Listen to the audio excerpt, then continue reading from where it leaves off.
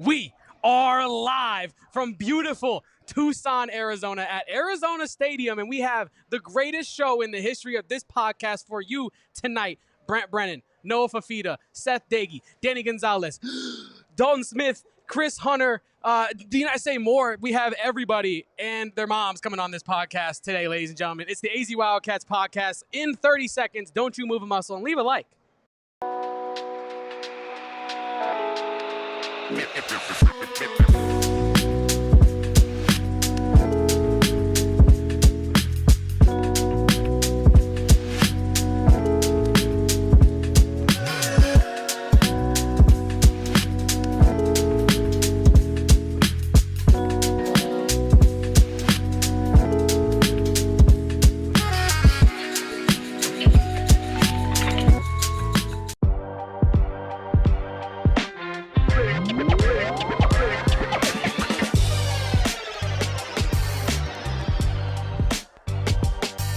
Are live from Arizona Stadium here in beautiful Tucson, Arizona, the greatest city on earth, with my guy Kevin Thomas. I am Damon Fairall. Of course, we got Shane Diefenbach on the ones and twos pressing buttons for us. Liam Merrill back in the old stomping grounds of Tucson as well, and some party people hanging out in the kind of the vicinity here. We are fired up to bring you an absolutely electric show here at Arizona Stadium. As you said, Kevin, we're going to be talking to both coordinators. We're going to be talking to the head ball coach, QB1. Those guys do anything for you? Oh, they do everything for this football team and for me. I just love your fixation with head ball coach. That's my favorite thing. It's a cool terminology. I feel like that's how us cool people that know ball, that's how we talk. Yeah, that is, yeah. But I wanted to start this show, Damon, real quick off the top. How awesome was this spring showcase event? Yeah, the spring showcase event was incredible. You had everything from egg hunts to live music to Big 12 football being practiced over there. You got Koa Pete, Team Mac. The stars were out. Tyler Loop was also in the building. As you can see behind us, the fans are out as well. And if I could say one thing to Arizona football, first of all, thank you for letting us do this. This is a beautiful opportunity for not only me, but also Damon and our show. But also more of this, because this is what it's all about, bringing the community together. The amount of people that come up to me and Damon and have expressed how important this kind of stuff is to them. Meeting fellow Wildcats, meeting people who are like-minded, care about this football program. And, Damon, that's kind of what, and I do want to ask this to Brent Brennan, who's coming on our show later, about how important is getting the community back on your side, and how can these events help you do just that? I think today was a huge step in the right direction. Yeah, certainly.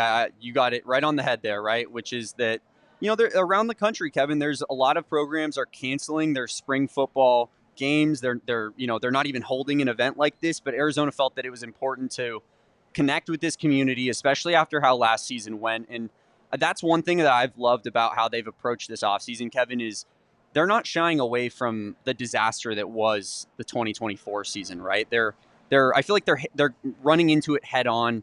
And that's the way to approach it, because, this fan base isn't dumb. We all saw what happened last season with the football program, and you got to flip the script. You got to do a lot of things different to get the fans back on your side and just start winning football games. And this was one of those things that was a good start, in my opinion. And you got to love all the community out here, Kevin. Lots of kids out here, which is important. Lots of kids out here. We talked about it with Justin Spears right on our last show. He was talking to us about when he was a kid, he used to go out to the spring game and talk to the players and grab a bunch of autographs, get his poster signed, and that meant a lot to him, right? Like that kind of stamped him for life as a Arizona Wildcat football fan.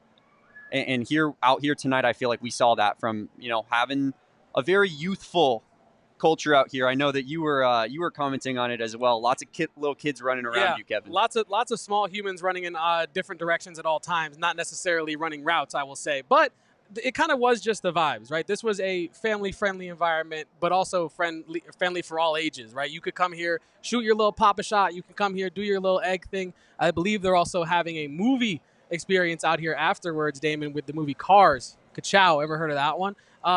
Yeah, great event put on by Arizona football. I hope to see more of this, and not just from the football team going forward. I think this type of community engagement is really what fortifies a fan base through the ups, through the downs, like we're seeing right now in kind of a valley, but hopefully it reaches a peak sometime soon with the football program. Certainly, I want to take this time to shout out everybody here in the chat. We got Luke, who we met, our guy Luke, out here, student at the university. We also met our friend Trevor, who's up in the chat earlier. We got Michael, 887 AZ Wildcats, Zona Tucson. Our guy Noah Wolbricht. The chat's popping, Kevin, as it should be. The chat is popping. Rome, even, throwing out even though I'm a Sun Devils fan, we didn't need it, Rome. We didn't need it. Appreciate the support anyways. Thank you to everybody. Drop a like on this video. Subscribe to the channel if you haven't done so already. We really appreciate it. We are super pumped up to be talking to some guests here in the upcoming future. We're going to be talking to Genesis Smith and Chris Hunter here very soon. Two guys that have been on this program and been in this program, been on this team for a minute. Kevin, they know what it's like to experience those highs that this football program experienced just 2 years ago, and the low of last season. How do you what did you gain from that winning season? What did you lose in that that poor season, and how do you kind of use those lessons to learn how to make a solid football team moving forward? Yeah, and also you kind of alluded to it. We have multiple guys who have chosen to stay and double down on this. 3 guys, who have chosen to stay and double down on this football program time and time again, and just kind of getting with them and asking them kind of what made you choose Arizona and continue to choose Arizona. Because Spears, Oracle, that is Justin Spears, he said it again on our show that Noah Fifita not only doubled down on Arizona when he stayed and chose Arizona after Fish left, but he tripled down. Yeah. After last season, he could have went anywhere in the country and played football. So it's going to be very interesting to see, how these players are just connected to the city of Tucson, right? That's something that I want to know specifically is how important is that connection to the city? We're seeing it with Brent Brennan. He's everywhere. He's on our show today. He did Spears and Ali as well. So getting yourself out there in the community is almost just as important to turning it around on the football field as the actual making of the locker room. It's kind of interesting there, Damon. Yeah, it certainly is. And that's a good point. Like, Brent Brennan has been all over this offseason, and that's by design, right? Because I feel like you saw what that looks like when you're a little bit more straightforward. And we were talking to some people here within the football program. Like, obviously last year's staff, they came in late. It was a late process getting them in. Nick Saban retires out of the blue. That leads to the chain of events where Jed Fish ends up in Washington and Arizona's looking for a new football coach. They get that football coach in January. That's super late into the process. That was in the middle of the transfer portal season. I mean, it's tough to build a roster with guys that you don't have predetermined relationships with, right? Yeah. I think that they kind of put their head to the grindstone and were focused more on the football team itself rather than reaching out to the community. And so this offseason, where they've been a little bit more settled, they've had the opportunity to do that kind of community outreach part of what is necessary, especially here at the University of Arizona, especially within this football program. You need to galvanize the troops, if you will. And by that, I mean the people of Tucson to want to be here and want to come support this stadium, want to come out and show support because it's not your SEC program where, Tennessee fans, they're going to win 4 games. And they're cross coloring the stadium in terms of their shirts that they're wearing. Like, you got to galvanize people here in this city, and I think all respect goes out to this program and the leadership, for attempting to do so, Kevin. Yeah, shout out to everybody at home watching this. Kobe has it on the big screen at home because clearly this show is big screen worthy. And yeah, I do believe we're gonna have our first couple guests here coming on shortly here, Damon. But again, we keep harping on it, but until the guests get on here and answer the questions, the biggest elephant in the room is like, what are we doing to turn this around? What are the pain points that have been addressed in the offseason that can, really be addressed further in the spring football time, Damon? And it's also interesting because we have some up-and-comers on this list of guests as well. Chris Hunter, Dalton Johnson, players that can really elevate their game coming into next season. It's going to be interesting to see how they feel they can turn it around in their own part as individuals as well, right? Yeah, I mean, certainly, like, we can sit up here, we can say a million things, pump up this football program, but it means more when you have the people that are in the room that are here every day, right, putting in the work that are going to, say what their piece on the matter, right? Yes. I think, when it in regards to just, the things that are going to be said, like, I think that we need to, approach it with the mentality that this is a new season, Kevin. This is not last season. And I know that people have a bad taste in their mouth, right? But, that I think that that's unfair to this current roster because this current roster is nothing like last year's roster. Yeah. I mean, you have 50 newcomers on this team and people that want to be here. So hopefully, that they can kind of, like as I said earlier in the show, just flip the script and kind of get things on the right track here. And also, you kind of just alluded to it. Not only is it a new roster of players coming in, Damon, it's almost like it's a new program. The vibes around the program, the feelings, the comments being made by fans are, I think, becoming a lot more optimistic, whether it's, the roster construction, whether it's like the staff as a whole, the hiring decisions, the recruiting decisions. I think that people are becoming like more optimistic to the idea that this program is moving in a positive direction. The mileage may vary on that for certain people, but I think that this staff is making steps in the right direction to make last year feel like a distant memory, even though it was just months ago. Yeah, certainly. And while that's the case right now, I mean, the quarterback's the same, the coach is the same, but a lot of the supporting pieces are not the same, right? And so I feel like, from a more casual fan perspective, like you see Noah Fifita and Brent Brennan as the leaders of this program, you think to yourself, oh, it's gonna be a lot like last year. But this team is so much different than last year's team, and that's not even to say that it's necessarily better. We're gonna find that out as we roll into the fall here, but it certainly looks like there's a more designated plan, especially on the offensive side of the football, Kevin. And I think that that's what I'm most excited about with this team is what can they do offensively? What can Seth Doege bring to this offense? And how can he kind of mold his system to helping Noah Fifita look like he did 2 seasons ago rather than like he did last year? Right on the money. How can Seth Doege facilitate success for Noah Fifita? More importantly, and I'm excited to talk to him about this, how is Seth Doege going to protect Noah Fifita? How is he going to make sure that his quarterback is making his quick decisions, going through his decision tree efficiently, but also that he's not under pressure, that he feels comfortable going through and making those quick decisions?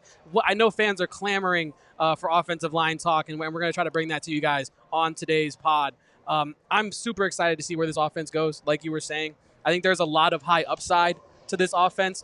Again, that high upside is matched by the low floor of I think the roster as a whole. Like if you run the simulation 10 times, you're going to have a lot of high variance, I think, with this roster. So very interested to see how the staff can, like you said, meld the strategy and the schemes to the tools that they have at their disposal. Very interested to see how they tackle these questions and how they tackle the challenges of the season and as a whole going forward. I think it's going to be a very telltale sign of how the staff goes for the rest of Brent Brennan's time here at Arizona. Yeah, and right behind us now, we got our guy, Genesis Smith, friend walking of the show. on set. Yeah, friend of the program. Show. How are we doing? Second time on the show. Chris, nice to meet you. We got Chris Hunter as well. How you doing? Chris Hunter making his first appearance on the show here. Fellas, how are we doing after, how did that go? How was spring ball in general, and just how did you feel about the spring showcase? I feel it was good. It was a good switch up. I like the tempo that the offense and defense were showing today. Yeah. A lot of people running the ball, so it was a good day. Yeah, it certainly was. Genesis, we obviously talked to you, earlier in the year, and you were a guy that you entered the portal. You decided to come back. Feels like this community means a lot to you, and we already talked about it. But can you just tell the people at home, like, what was your reasoning for coming back? What connects you to this school that makes you want to be here so bad? Oh yeah, I just love Arizona as a whole. Just love Arizona. Love being close to home. Love seeing my family because they're everything to me. So being able to see them every other weekend, them coming to my games, it means the world to me. And just the Tucson community in itself, it's been open hands. It just took me in, and I've just loved it every step of the way. Yeah, what does repping the state mean to you? Because I know that you mentioned here that you love Arizona.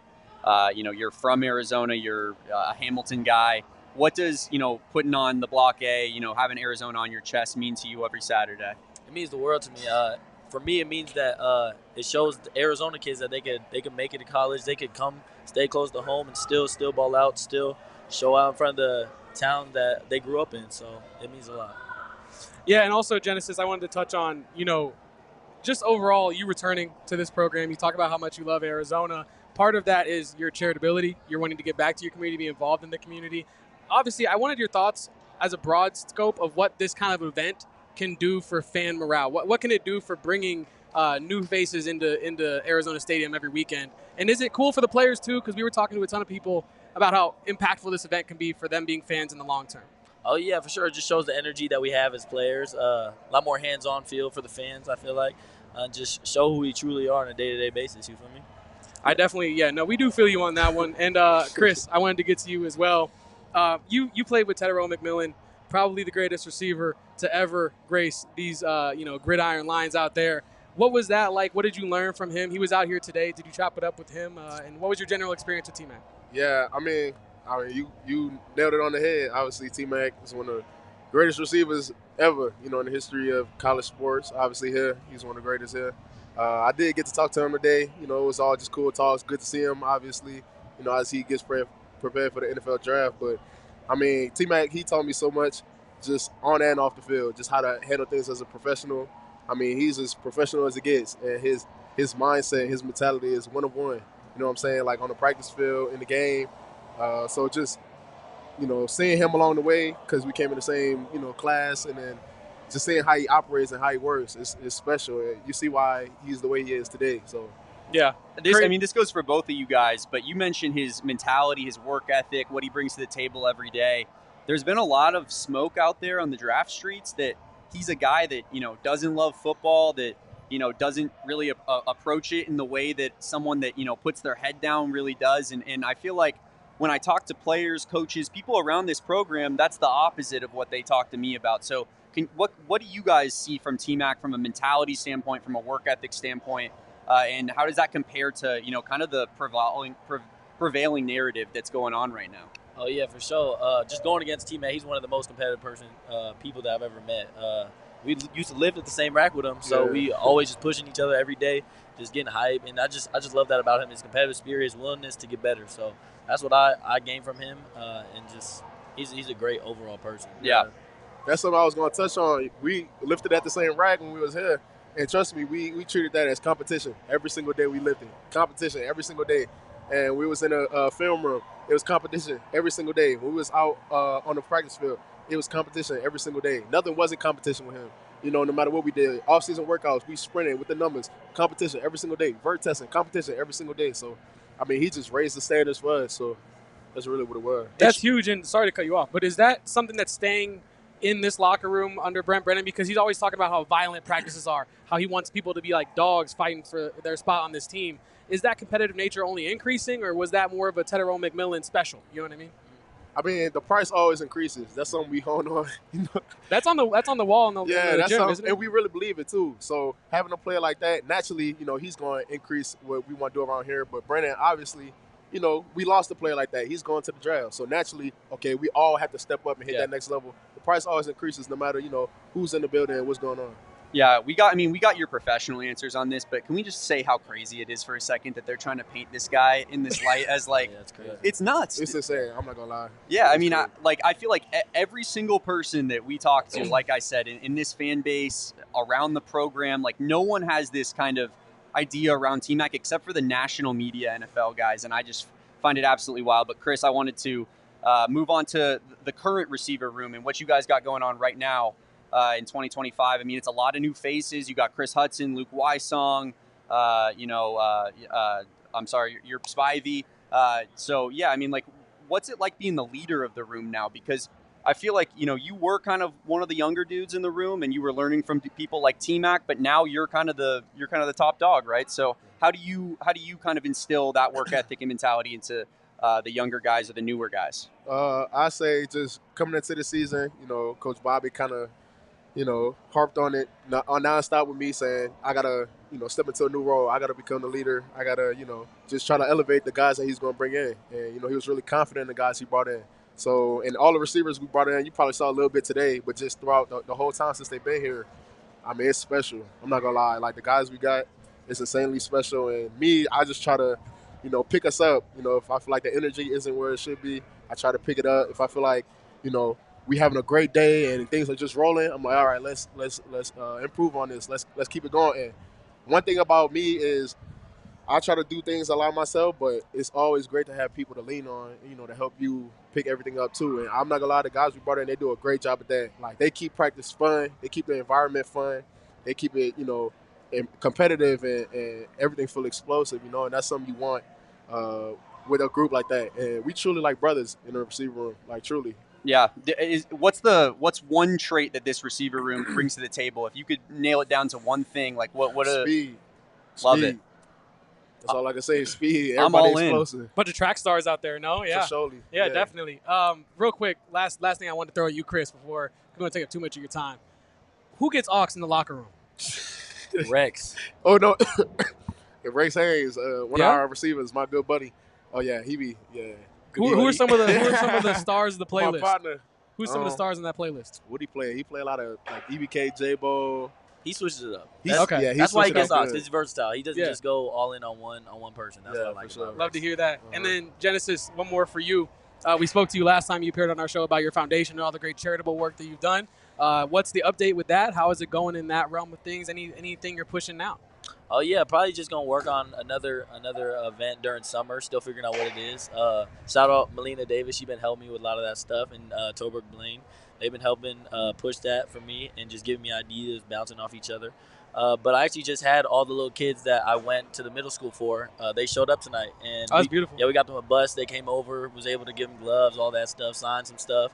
And I just hope that they had a good time and just continue to pour back into the community because that's what we expect them to do come Saturdays. Yeah, I mean, they're Wildcat fans for life now, right? Yes, and so, yeah, Damon, what else you got for me? I was just going to ask more about this is your Rise program, right, that you had these kids out. How many kids did you guys bring out? It was around 30 to 40. Dang. Wow. Yeah. I'm sure. I mean, and there was a lot to do for the kids out here today. We touched on that before you guys popped on set here. Yeah, I mean, that's awesome, man. What can you plug? Like, do you have anything to plug in terms of your website or something? How can people support what you're doing? Oh, yeah. So it's the Genesis Smith Foundation on Instagram, Genesis Smith FDN. And through there, you could go in, donate, do all that stuff. It's all in the bio. Okay.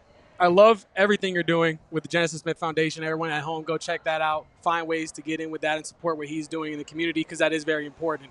But last thing before we get you guys out of here, we do something on this show called Buy or Sell with our friends over at Carol Royse Team, Your Home Sold Guarantee. Check them out. But I'm gonna throw you guys a topic, and you're either gonna buy it or sell it, and tell us why.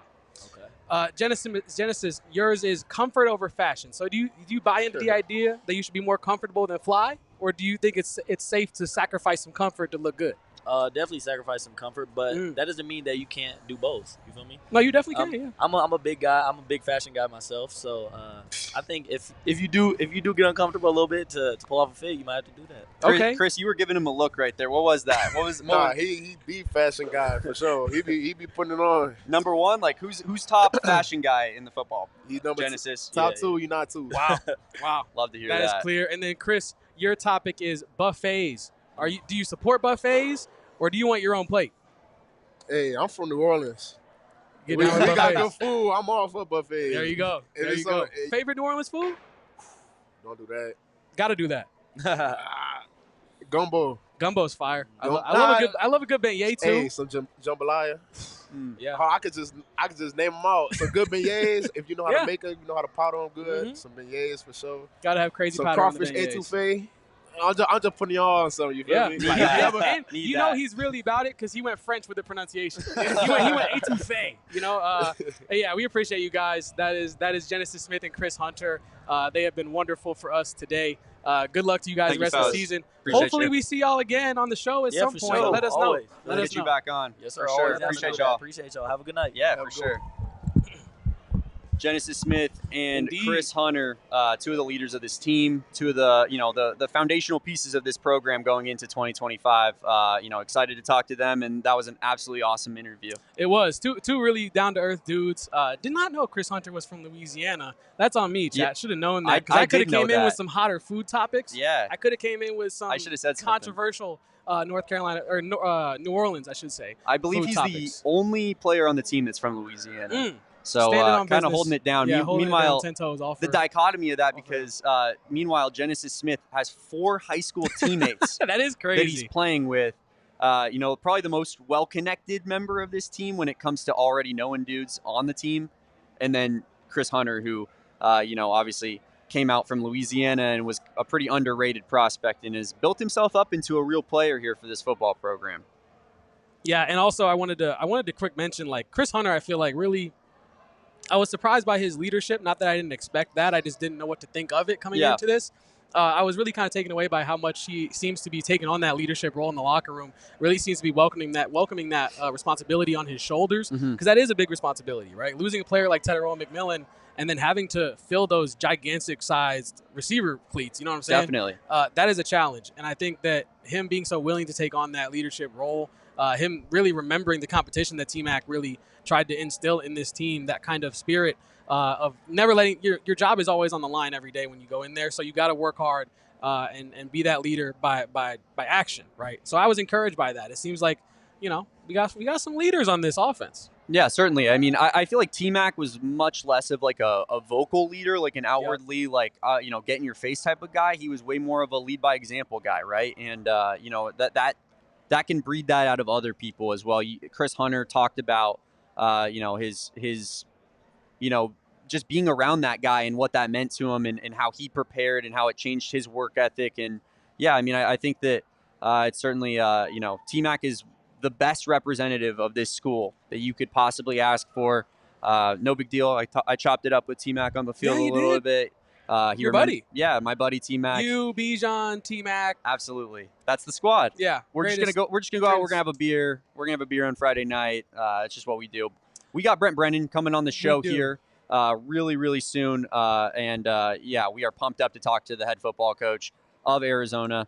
But I think first we should probably go to break here on the AZ Wildcats podcast. Said it like a question. You did. And we are indeed in break right now. And I want to tell you all about our friends over at Timeline. It sells health longevity supplements featuring proprietary MitoPure ingredient. If you don't know what that is, MitoPure works with cells in your body to help reverse age-related decline, folks. And that is huge. I'm getting some forehead wrinkles every day by the day. Hairline's going. It's a whole mess. I'm getting old, folks. That's why I need Timeline. And I just want to stress that the cells in our body, we all learned it in middle school. They're the building blocks of our life. And it's a supplement that works with those cells to help give you more energy, feel stronger during your workouts, and preserve health and mobility as you start to age. The patented ingredient is MitoPure, a postbiotic nutrient that clears our dysfunctional mitochondria, aka your little battery packs. Got to charge up, clean those things out every once in a while, and Timeline can help you with that.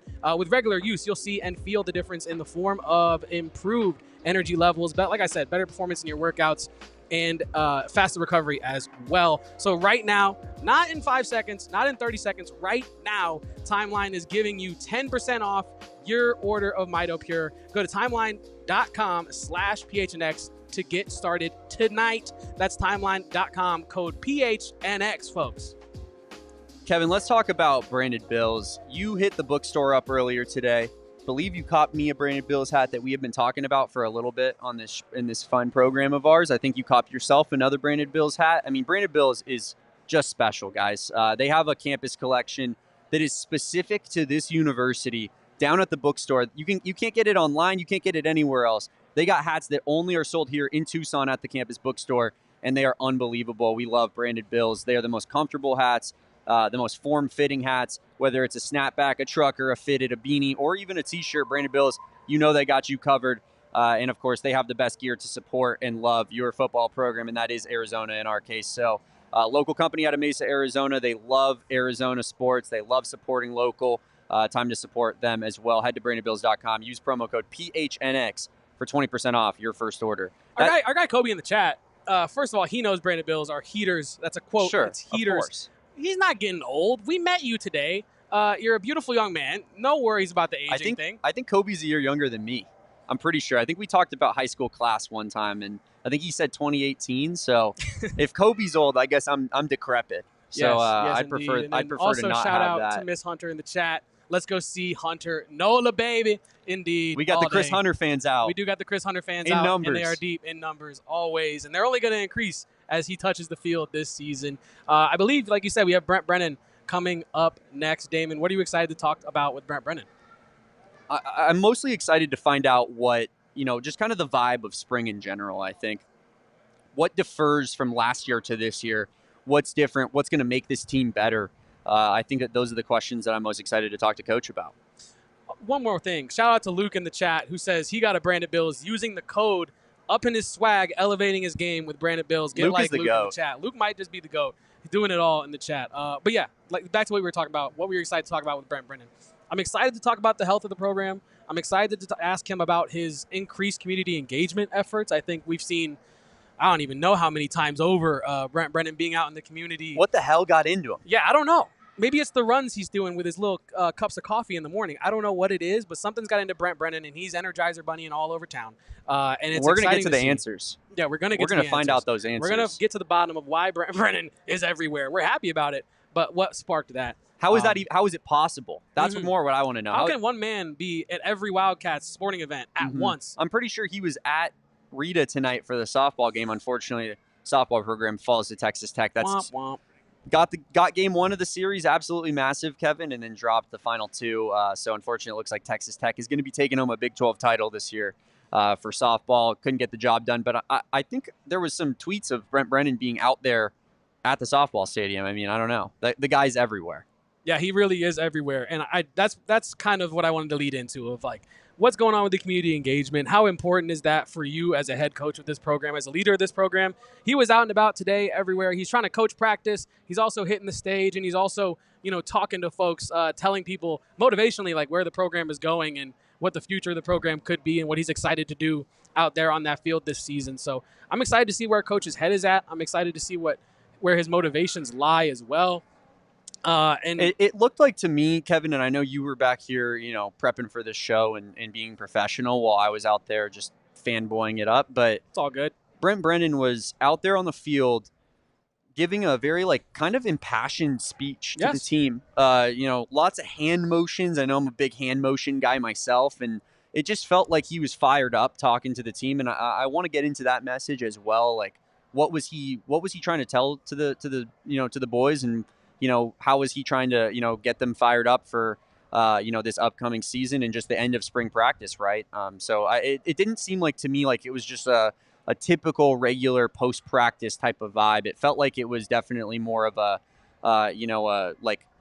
like this was a game environment almost. And I think that we're gearing up to get Brent Brennan on the show here very, very shortly. But yeah, Kevin, just exciting times, I think, at Arizona, because I think this season is such an unknown, right?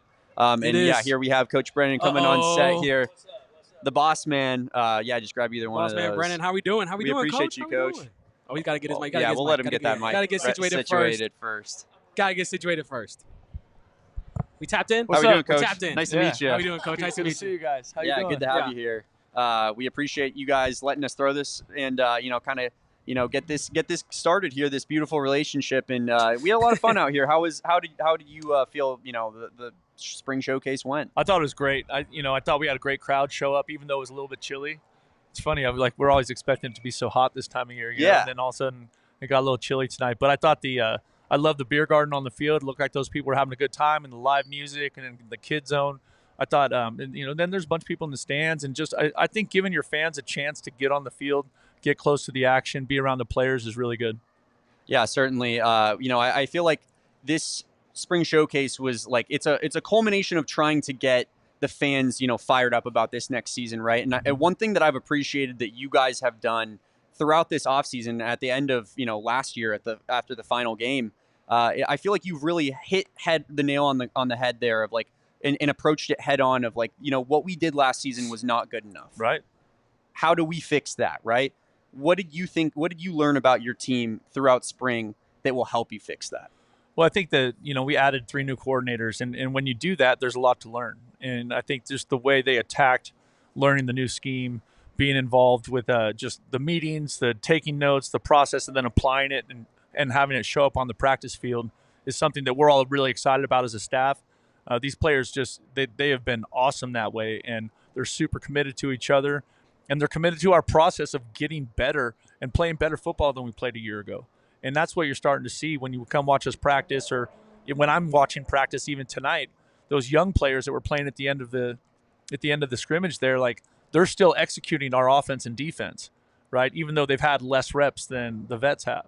And so I'm excited about how this team is just attacking this whole offseason. It's been, since they came back January, whatever date it was, 14th, 16th, till now, it has been every step of the way all in. and really, really digging into the details and putting in the work. And it's been fun to see. And they're pushing each other, so it's been real positive. We were actually just talking about, to Chris Hunter, the pushing each other and the competition and the importance of that. In that same vein, though, of adjusting after last season, I wanted to ask you, because fans have talked about ad nauseum about how you were not really given a full timeline when you were hired on here to get your team set up the way that every other head coach in the nation is able to do. What were some of the biggest adjustments that you experienced moving from San Jose State to Arizona last season, and how has that been better, worse, and different this time around, this offseason? Well, I think this time around, we went through full recruiting cycles, which always helps. We were here for the initial transfer portal window. We didn't have to survive, the head coach departure window like we did, and then also the spring ball departure window, which just made it like super challenging. And I would say, one of the things that I didn't do a good enough job was that when we came into this thing, we spent so much time like hoping everybody would stay that we never set a good line for our team. And when we came back from Christmas break this year, like we had a great team meeting, and I just told the team, like, if you don't want to be here, go now, because we're going to develop the players that are here and get them ready to play in the Big 12. And that part is the players just love that. Like, they love that kind of knowing exactly what the expectations are, and then knowing the path to how we're going to attack getting better at football every single day. Yeah, it sounds like the players are fully bought in, and it is this team, you got them in the right headspace, right? How do you do that with the fan base now? I know that stuff like today goes a long way in terms of doing that, but how do you fully get that fan buy-in back in Tucson? I think that's a hard question, right? Because you're saying, how do I control what people do? Hey, good stuff, Damon. No, good but so, you Big know J. what I mean? But I would say this. Number one, it's going to start with us playing better football, right? Like that part of it. And I think that's part of the transition going to the Big 12 for our fans to realize that we are playing in a really good conference, and it's a really deep conference, right? Like different than maybe the Pac-12 was, because the Pac-12 could get top heavy on you. Definitely. You know what I mean? But this thing's different. Like, this team goes 8, 9, 10 teams deep that are winning 8, 9, 10 games plus, right? So that part of it is a new challenge for our football program. And the thing that I've seen with our fan base is that they care, and I love that they care. So the hard part of it, it's the chicken or the egg, right? Like, hey, we'll show up if you win, right? And I'm like, hey, we'll win because you show up. Yep. You know what I mean? So it kind of goes both ways like that. But I think the fact that they love the U of A, they love these kids, they love this team, they love this program, I think that part of it gives us a chance to have the kind of fan engagement and the game day environment we want to have. Because what we're seeing when we go on the road is we are seeing rabid fan bases that really, really care, and they show up no matter what, right? And we're trying to get that same environment here, and we had it at times and we lost it at times last year. And so how do we continue to elevate our fan engagement, elevate the fan experience here at Arizona Stadium, and also have them be impactful to the outcome of the game, which is what a great home crowd does. Yeah, and there's been a lot of discussion, honestly centered mostly around the basketball program this season, about what the fan game day experience is like. From the coach's perspective, what is the game day experience like? And not only that, what are some ways that maybe it can be improved upon? That's a big question. I mean, you're hitting me with some zingers tonight. We're hitting the big questions here. So I think for starters, first of all, I think the Zona Zoo is incredible. I think the fact – now I'd like to put them on the opponent's sideline. You know what I mean? I think that'd be a good change-up. Let them wear out the opponents. But I don't think we're going to change our whole stadium around. But I do love like how much the students show up for Arizona football games, just what an incredible vibe it is here. The night games, I think, give an incredible energy. And that part of it is really, really fun. I think our administration is doing a really good job with coming up with some new ways, which you'll see get rolled out in the fall, that are going to enhance fan engagement and hopefully – drive the excitement about people coming here. And then I think for the city of Tucson, chicken or the egg, like, we need y'all to show up. Like, if you want a championship football program here, one of the biggest things that impacts the outcome of the game is the home crowd. And so let's do it. Like, we'll do it with you. Let's ride or die on this thing and get it done. It's funny that you mentioned that chicken or the egg thing. I have made that exact same argument with this football program regarding the fan support and being like, you look at the top football schools in the country, right? It doesn't matter if win or lose. Those fans are rabid. They're out there every game. And that kind of money that gets brought in is, it's pretty black and white. Like, that's what helps you get better sometimes, especially in modern college football, the way things are moving. But yeah, I mean, just wanted to let you know that you got a disciple in me, just saying the same things on the Appreciate streets. it, man. Appreciate it. Boots on ground. And I really thought, like, for the most part, because the season was disappointing last year, but I felt like we still did have good fans showing up. Yeah. Like, we have loyal fans here, right? And so we just need we need every one of those extremely loyal fans to grab their neighbor, grab their friend, and say, let's go watch a college football game and help Arizona beat whoever. Yeah. And we've been talking about community engagement a lot in this segment, but you've been everywhere, Coach. And we got to talk about it. You've been at, I think, every Arizona sporting event since football ended. I know that might be a little bit of hyperbole, but you've been everywhere. And I wanted to let you know that the community engagement is going a long way with the fans. But what we want to know is, where'd that come from? Like, where? And I know you love the community, but what made you put your face out there more? And what have you learned about Tucson? I love, like, just the college athletics. I just love the whole thing. I think it's this incredible training ground for life. It doesn't matter what sport you're playing. They're all different, and they're all hard, and they're all incredibly challenging and fun to watch. And I think, as a football program, like, we have to show up for people if we want them to show up for us. And so it's really important. Like, yesterday we were at the Gospel Rescue Mission with our whole team. Everybody was working, like, donating their time. It's just like an awesome engagement with the community, with some people there that are going through some rough stuff. And like, we want to show up for people, and we want to give of ourselves, because I think that's one way that we can absolutely get more connected with our fan base and give our fan base a chance to get to know our players and get to know me. Like, I love Tucson. This town is awesome. Like, the people are amazing. They're so nice and friendly, and they love the U of A football. So I want to pour gas on that fire, but I can't do that if I'm not out there and I don't get a chance to meet them and they don't get a chance to meet me. We got a couple quick questions for you real quick before we get you out of here, Coach. Just with, the nature of spring ball in the current landscape of college football, a lot of teams are out there canceling their spring games altogether. You guys obviously didn't run the spring game like in maybe the traditional sense, but you still wanted to figure out a way to kind of get the fan base involved and get the community involved. What's it like kind of balancing, that fan engagement with the new era of college football, where if a guy has a really sweet highlight in a spring ball game, Yoink. all of a sudden his agent's being hit up, a couple minutes later, hey, you heard about this program. So how do you balance that? No, I think that's a real challenge, and I think the hard part is that everybody's doing it for the first time here. We're all going through this, and you're seeing the transfer portal accelerate, and because we're still waiting for the settlement to get ruled on. You're still seeing a little bit of the wild, wild west in terms of the dollars that are being thrown around for players, all over the country. So it is challenging, but at the same time, I feel like in this city, the spring game has to be an event. Like, we have to do that, because we're not sharing this location with a pro football team or a pro baseball team or whatever, or a pro basketball team. The last job I came from, we were sharing that space with the 49ers and the Golden State Warriors and the San Francisco Giants and the Earthquakes and the Sharks. I mean, there was like so many pro franchises. Yeah. So here, like, we have to find ways to meaningfully engage the fans. And so the spring game has to be an event here. I thought today was a great step in the right direction in terms of, like, really building this out to being something that people really look forward to and embrace. And we're going to keep looking for ways to be creative so that we can hopefully get more and more people out for this every year. Yeah, and just real quick, Coach, before we get you out of here, the NFL draft next week. Yeah. We got a lot of guys in the fold here as Wildcats fans. Tedero McMillan, Jonas Savanea, Ja'Cory Krosky-Merritt, Tyler Loop. A couple of them out here at practice today. Yep. What do you envision for your guys, in the draft process? And just kind of how is it, I know that you're not, like, in the pocket with them, but just being on the outside, like, watching this whole draft process play out, any prevailing thoughts?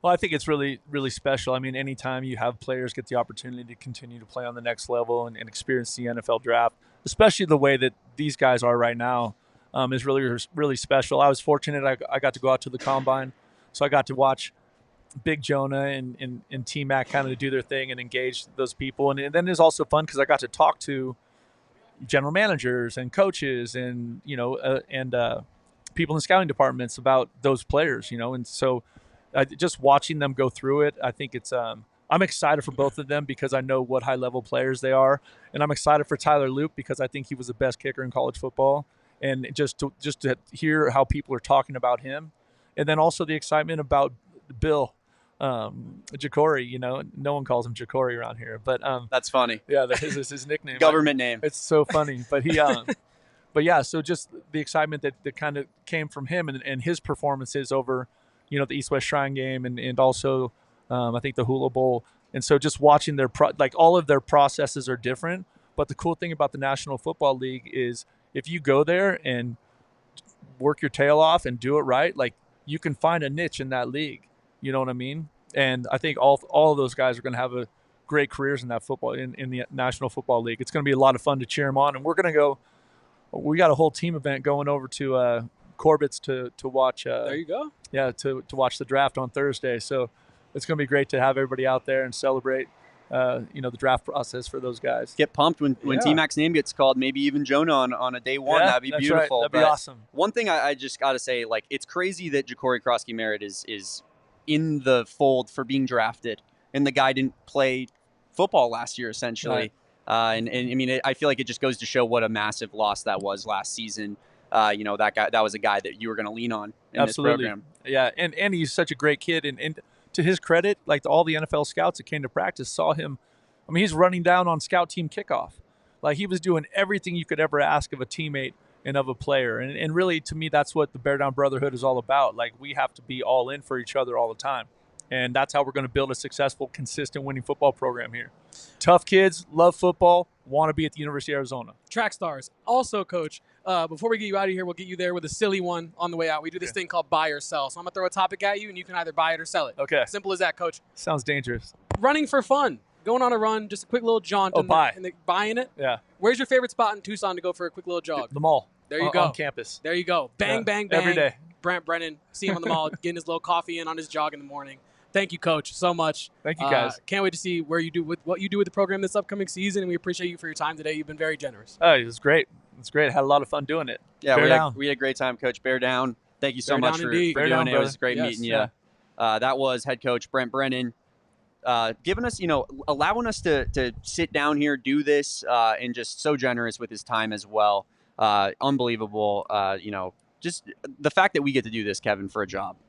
It's beautiful. We're very lucky. We're very fortunate. And hey, shout out to everybody in this chat because I said it in our diehard group chat, not group chat, but diehard Discord. And if you're not a diehard, we're doing a sale. So make sure to become a diehard because of all the things that you get to access. You get a free shirt, all this great merch opportunities, and you get to talk to us in the Discord. And I was saying this in the Discord earlier, just how thankful I am for the Wildcat community because we are not sitting here at this desk talking to these incredible athletes if you guys didn't care about these incredible athletes the way that you do and show the support the way that you do. So we appreciate each and every one of you in this chat. But Damon, run up those likes. The hits don't stop coming here. So like he said, leave a like because we got QB1 coming up. We got Dalton Johnson coming up. The heavy hitters don't stop coming, y'all. So leave a like. The show is not over yet. And we are just about ready to bring on Noah Fifita and Dalton Johnson. I'm very excited to speak to these two. Noah Fifita, one of the, I don't know, what's the word I'm looking for here? How do you even describe it? One of the pillars of Arizona athletics, man who tripled down on this program. Well, when the statue gets built, certainly. Yeah, and then Dalton Johnson, also a returner, chose Arizona over everybody else. So let's get them in here. Noah Fifita and Dalton Johnson. How we doing, y'all? Yeah, just go ahead. Grab your headsets. Getting the fellas in here. Great to get them in here. What's up? That is an incredible – where do you get that? Yes, that shirt. I got it. I want to say my freshman year. Okay. All right, that might be old. That might be old material, but that is fire. But it is a fire shirt with the bear down hand signal on there. First of all, my bad. Let's work. Let's do it. the comms system. I'm not gonna lie. One of the comments is crazy. Appreciate y'all joining us. Taking time out of your busy schedule. I'm sure you're dying to get home, but it's great to have an event out here like this. Get the fans involved a little bit and just kind of juice up this community regarding the football program. So what was your guys' take on just everything that went down today? Yeah, I think it was awesome. You got to give our athletic director and just that whole department a lot of credit for just kind of having this vision and bringing it into fruition. So it was great to see all of the fans, especially the young kids. We enjoyed just kind of being able to interact with the community, and we appreciate Tucson continuing to support us through the ups and the downs. This is something I really wanted to know from you specifically, Noah, was how much does Tucson mean to you? Like, what does this city mean to you? Because you're a person who, I just alluded to it before you came on, doubled down after Fish left, had an opportunity to leave after this past season that did not go your way, and you tripled down. So clearly this city means something to you. Can you kind of somewhat give us a rundown of just what made you triple down on this city? Yeah, Tucson's fantastic, and I'm not gonna lie, I had my concerns coming in from California, but Tucson's been outstanding since I've been here. I love it. My family loves it, and it's close to home. So Tucson's been great to me and my family, and we appreciate all of the love, all of the support. Like I said, through the ups and through the downs. So I stayed for the coaches and the players, but also the community who's continued to believe in me and had my back. And you're investing right back into it, right? Yeah. With your first down faith football camp that you just successfully ran. I heard it was about mid-20s, like 24 kids out there. Yeah, I think we finished with 38 kids. So I want to shout out Melina Davis. She's the one that put all of that together. So it was a fun camp, and even in that aspect, I appreciate Brittany Palma and just everybody in Tucson just kind of helping me out during that. Anything in the docket moving forward that people can look forward to? Yeah, I think we're trying to plan it right now. Maybe a summer camp or something in June, and then do a bigger camp in July and involve multiple other sports at Arizona. So looking forward to just kind of interacting with the Tucson's youth. Yeah, Noah, we talked about you obviously sticking it out and coming back over and over again. Dalton, same way, right? You're a guy who was recruited by Kevin Sumlin. That's so long ago. I was actually working for the football program back then. And he's Unc. I am Unc. And of course, you were here through the Fish years. Now you're here for Brennan. So just like, what's this new staff? What do they have going on that is different from the old staffs that maybe people aren't privy to, that aren't inside the room, but something that's positive that could fire people up a little bit? Yeah, I mean, shout out to both staffs. Both staffs are great. Both bring different things to the table. But one thing that I would say is different with this staff is that they kind of just let us be who we want to be. I guess you could say we have a little bit more of a voice in our program, and they strive to have a player-led team, which is huge. If you want to win championships, your players got to be the leaders and the ones that are making things happen. So yeah.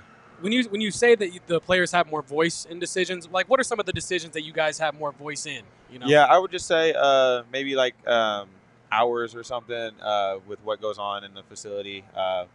Maybe meals as well. Like if something's not right, we can help them out and what we like and what everyone will buy in on.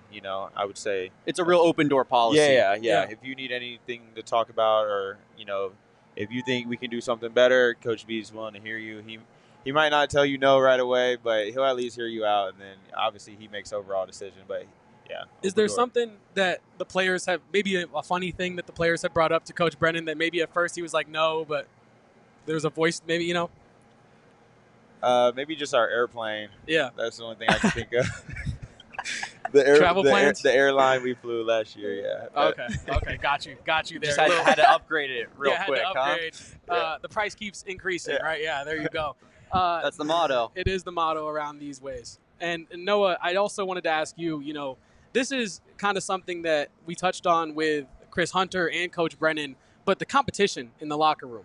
How is that coming in this season, specifically in the QB room as well? Obviously, you're QB1, no questions about that. But just the work ethic in that room, how are guys pushing each other on this team? Yeah, I think competition in every single room in the building has been really great, and I mean that's at the end of the day, competition brings the best out of people. They say pressure makes diamonds, or I forgot what the other one was, but one of the bad things. So competition brings the best out of people, and our room is no different. We have some special people in our room. So Braden Locke obviously has a lot of experience, and he had a great spring as well. So I'm not taking anything for granted. At the end of the day, I'm always trying to be the hunter, and always just never to be content, and never being complacent with where I'm at. So Braden Locke had a fantastic spring. You saw what Sawyer Anderson was able to do today, especially in the live periods. He's a gamer.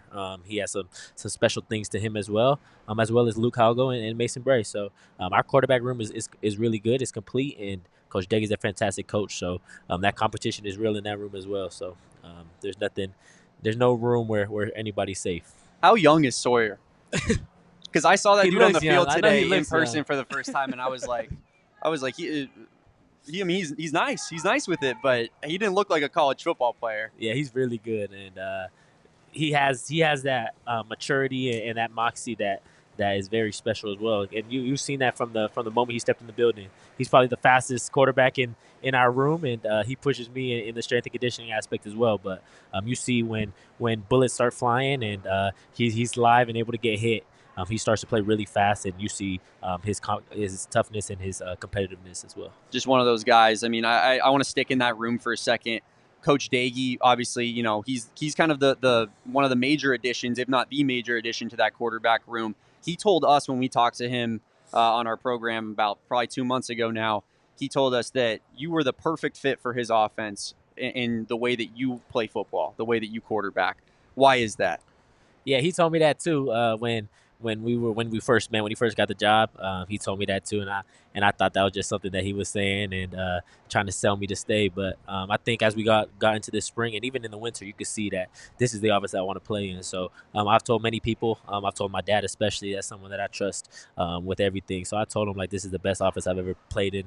This is the best offense I've ever been in, and I mean that. And that's not throwing shade at anything else. Obviously, Coach Fisher's offense was fantastic. So that's just giving so much credit to Coach Doege, because this is the offense that I've always dreamt of playing, and it gives me a lot of freedom.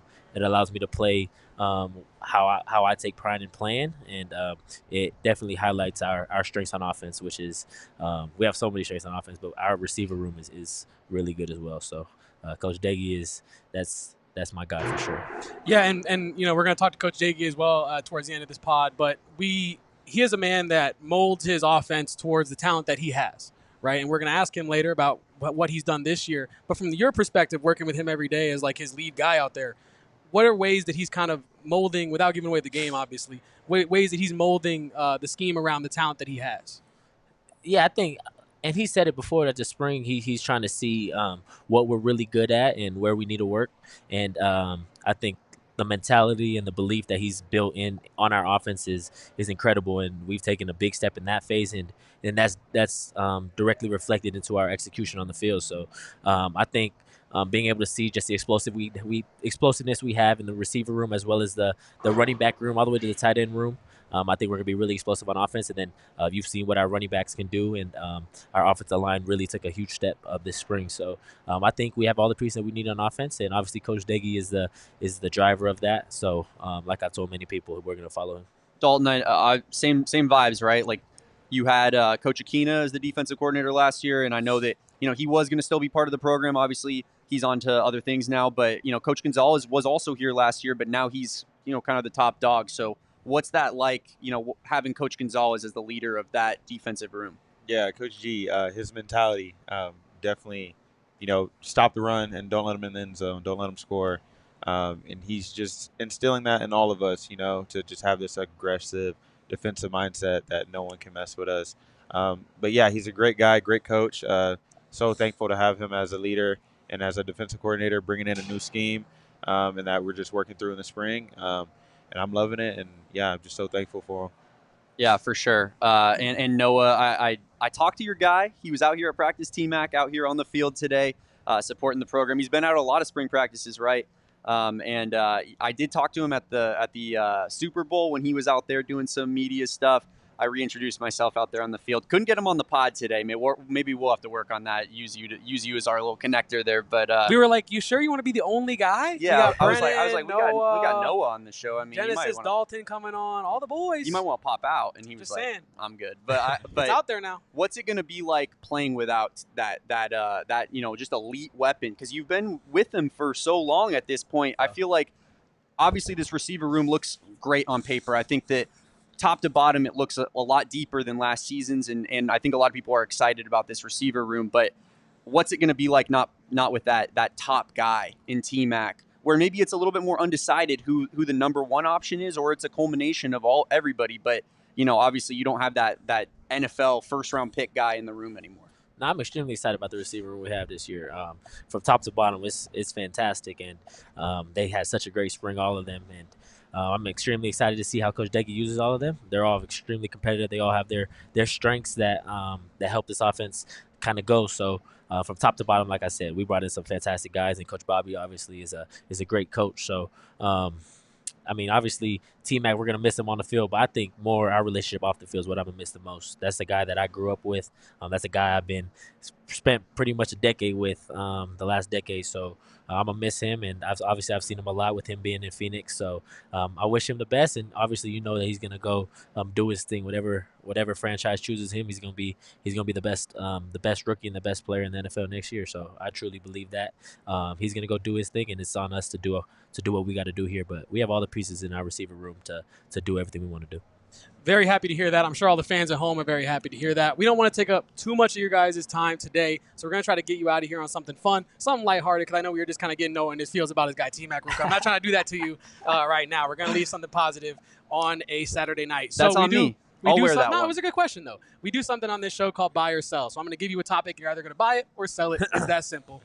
Noah, your topic is pregame superstitions. Now I know there was an athletic article. You're a very particular guy. Salt shakers all got to be the certain way. So are you superstitious as well? What's the pregame routine looking like? I'm not superstitious. I am a routine guy, but I wouldn't say I'm superstitious. I'm a believer, so I believe God's greater than any routine, any superstition there is. But I just try to do my part and keep my game day routine as consistent as possible. Yeah. And then real quick, what's a quick rundown of a day in the life of Noah Fifita on game day? Wake up at this and you're done by what? Soak your face in some ice water, maybe rub a little bit of banana peel on it. No, sir, I don't do that. But I usually wake up, take a cold shower, and then we have breakfast. I'll watch a little bit of film before we get into meetings.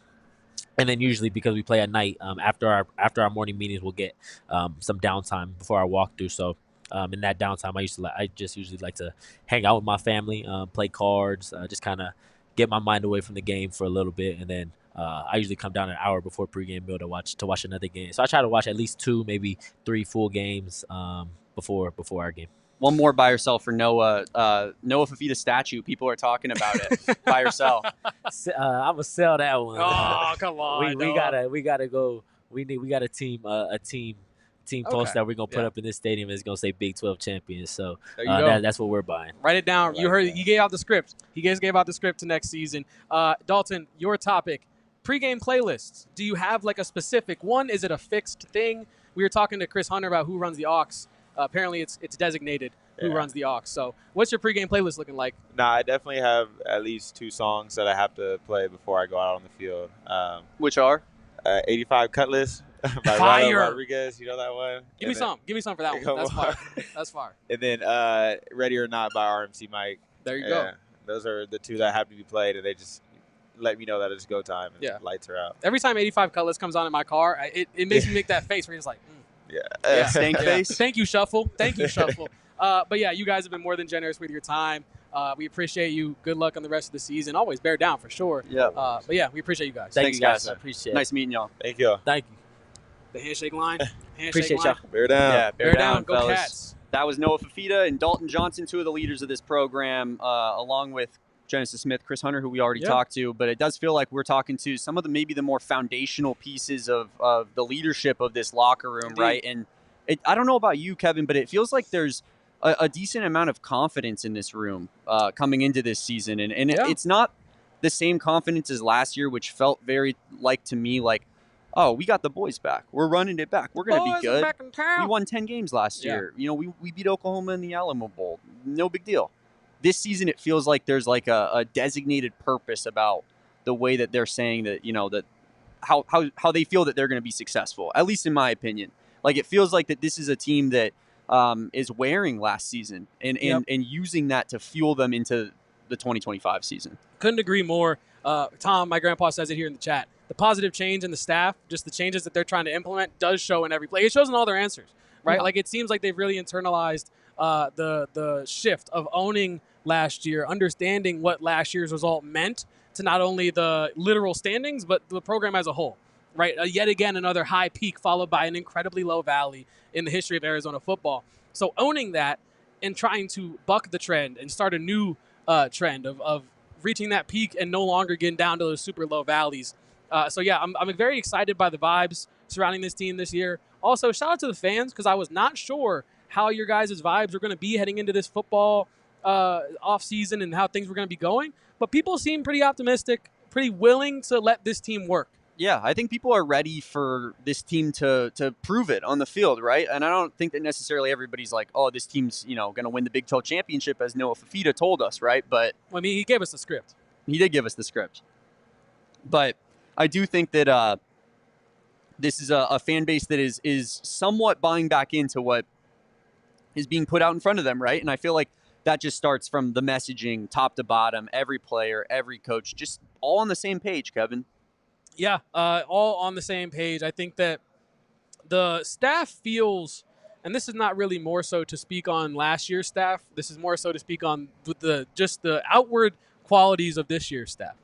The passion that shines through, and I think like part of being a coach is being a great teacher, right? And I think that a lot of these coaches and coordinators, and we're going to have Seth Doege and Danny Gonzales on any moment now, but I think a lot of those new staff hires show that passion in the way that they teach. I was watching, Coach Viney instruct players on the sideline coming off the field, and it was just a one-on-one time, really making sure they understand what's going on. You can really feel that.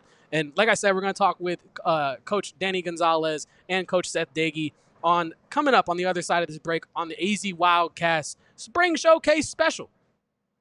Was that a question too? I don't think it was. I felt a little questiony, but both breaks, they could be questions if you want, Kevin. Let's talk about some of our fine partners here on the AZ Wildcats podcast, starting with our friends at Empire Today. You got to love Empire Today because it is the most affordable way to get professional flooring installed, Kevin, in your place, right? Because it's not going to be like the big box stores, like where you're lugging back all of that flooring to your house. They're going to show up to your place. They're going to take a picture of like whatever space you're getting this new flooring in, and they're going to use their virtual floor designer to show you exactly what it's going to look like in that space before installing, so that you're not making a massive purchase without knowing or not you're going to love your purchase that you make, right? Yeah. That's what Empire Today provides for you. And on top of that, they provide for you a promo code of PHNX that's going to get you $350 off, Kevin, that floor purchase. So schedule a free in-home estimate today, because some things are just better at home. PHNX listeners can receive a $350 discount when using promo code PHNX. Yes, folks, you heard that right.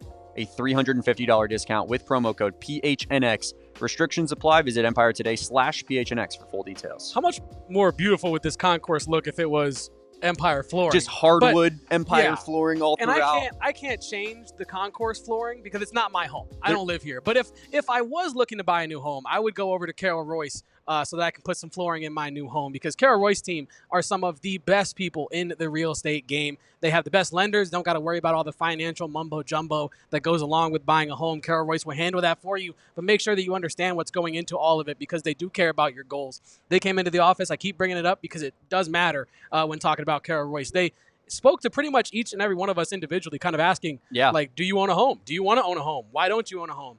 And the importance of home ownership. Now, with the economy in flux as much as it is, it could be your best chance to find a home with Carol Royse. Does buying a home feel right now? Even if it doesn't, you can go in and talk to Carol Royse, set some goals, and get yourself into your first home, your dream home, or just your next spot. Like I said, with Carol's 18-month buyback guarantee, you can buy with peace of mind. Maybe you're looking for to move, but you need to sell first. Buy one of Carol's homes, and she'll buy yours for cash, straight cash, homie. Cash and money. If you are ready to find your dream home or your first home or just your next spot, take the next step. Call Carol Royse. Write this number down at 480-776-5231, or visit Carol online at carolroyseteam.com. That's carolroyseteam.com. Tell them PHNX sent you. Terms and conditions do apply.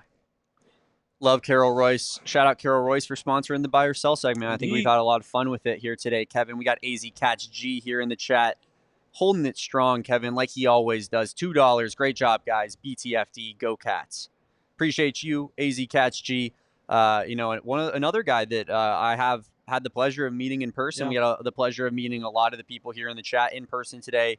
Luke, we met our guy Eric Duffy as well.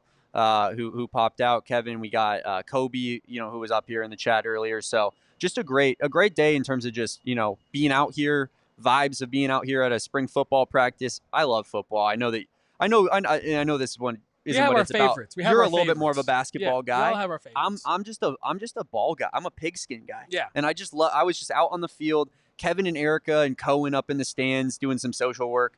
And where's Damon?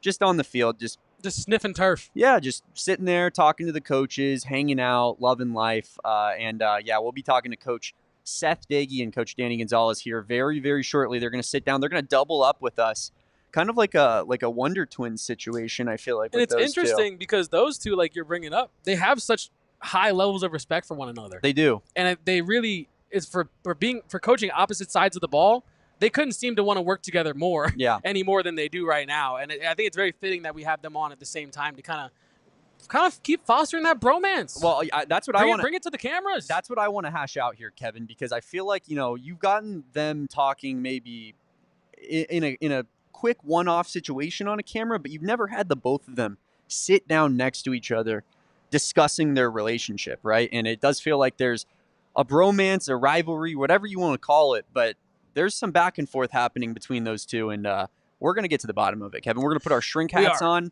and we're gonna really flesh out this relationship. So how'd you guys meet? No, I'm kidding. But no, like genuinely. And when he does that, how does that make you feel? So when Doege leaves his clipboards all over the office without any regard for you, how does that make you feel? No, I think that and I know we're joking about it, but it's very, I feel like, rare for two coordinators to be, one, promoted from a position, and two, hired on at a new school, to come in and also just have that rapport so immediately. Now, that's also why I want to kind of talk to them and see what their first time interacting was like, because you don't really have that kind of rapport just off the rip with most people. It takes time to build that. So very excited to have them on the pod at the same time to kind of, learn more about the cohesion between coordinators on both defense and offense.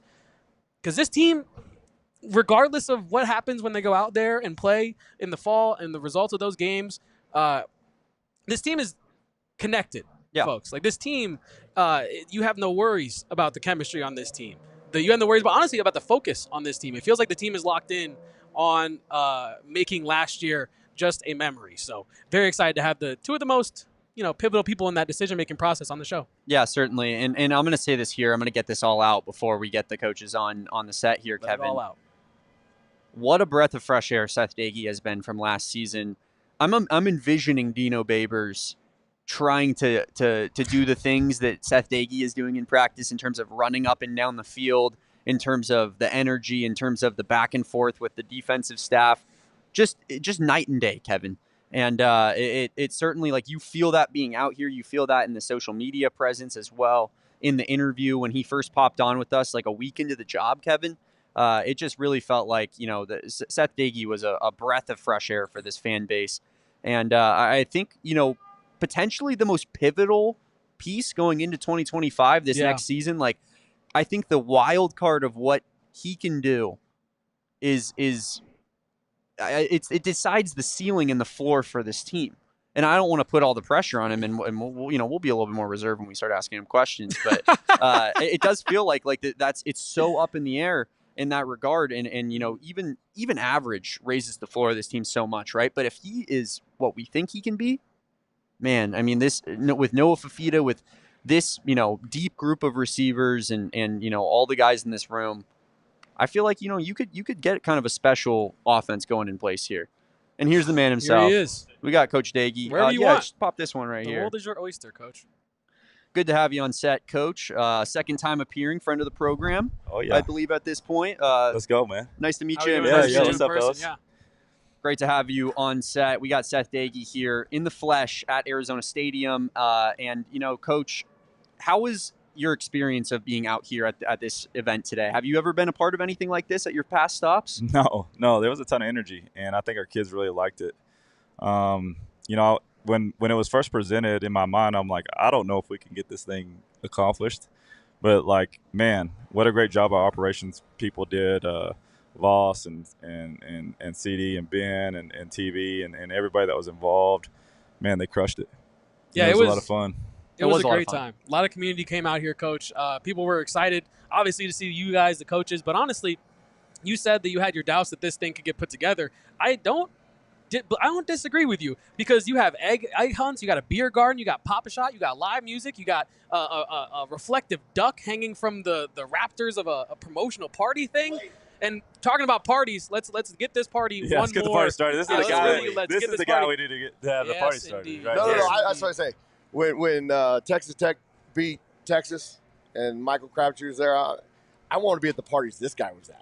That's what I want. You know, then when I watch the command of our offense in that room in there, and they come down and they're playing good music, got Meek Mill on, and you hear him popping in. I want to be at those places because I'm sure that was a hell of a lot of fun. To be a fly on the wall at those parties, and I saw Coach Doege immediately do one of these, thinking back to those days. Man. Probably we had a lot of fun though. Anything you can disclose? No, not live on the show. I get it. Yeah, absolutely electric time. You can't beat that. But one thing we were talking about before you guys got on here, we feel that there's a real bromance rivalry of sorts going on between you two. So what's just kind of the vibes like, offense versus defense in this new iteration of Arizona football? It's really, I guess to answer your question, it's not offense versus defense. I mean, we go out there to win. I mean, he's probably one of the more competitive people I've ever been around. And I pride myself in being competitive. So, yeah, we're going out there trying to win every single rep we possibly can. But I've said it multiple times. I've never had a relationship with a defensive coordinator like I do with Danny. And part of it's because I respect him so much. But, obviously he's a great coach. He's a great assistant. He's been a head coach before. He knows a lot of football. And so I lean on him a lot because I'm still young, right? Still want to learn. I mean, there's places he's been that I want to go. And I learn from him every day. But I think, though, it's magical what you guys are talking about. But the bromance part of it is both of us are here for Coach Brennan. We both believe in Coach Brennan, and we believe in the vision. And we want to do whatever it takes to win. And for us to win, that means we got to be great teammates to each other. And so because of that, I think our kids are feeding off that. And it's been a heavyweight fight every other day of, one drill, maybe the defense gets after us. One drill, the offense has some success, and it's just back and forth, back and forth, back and forth. Well, then at the end of the day, I'm sure we get frustrated at times because we're not executing at the level that we want to execute, and they got after us or whatever it is. But then you sit back and you're like, hey man, we could be all right. Our defense is good. Our offense has a chance to be really good. So that's the thing coming out of spring that you're excited about, is because it wasn't lopsided ever. It was always back and forth. Every single drill was back and forth. So I've had a lot of respect for him, but I think he's a savage. I tell him all the time, like, dude, it's gonna be hard for people to move the ball on you because I've had to adjust so much, and it's just made me better. And good luck to anybody that plays us.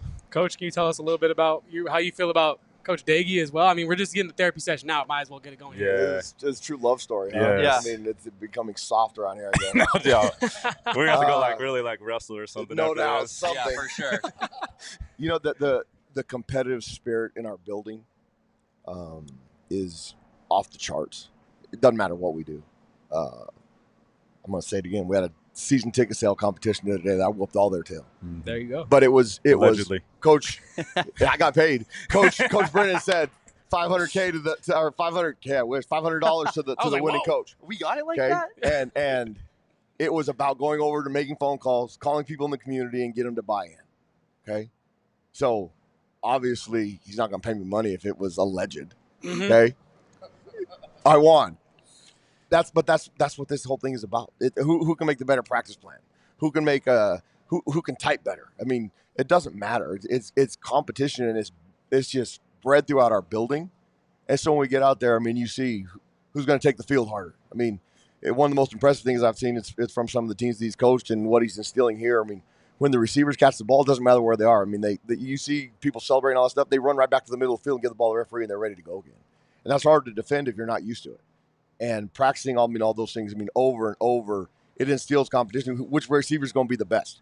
And which DB is going to chase his ass down and cover his ass the next? I mean, we the receiving core, you saw, they're deep. I mean, that just makes us better as a football team. Up front, we have a little bit of work to do on both sides of the ball, but I think we have a chance. And if you have a chance and you have enough talent, then give them to play hard, and it'll speak volumes. So I think the competition piece is what's spreading the most. Sticking there with the defense for a second, Coach G, I was, when I was at some of the games last year, I went to the Houston game, for example.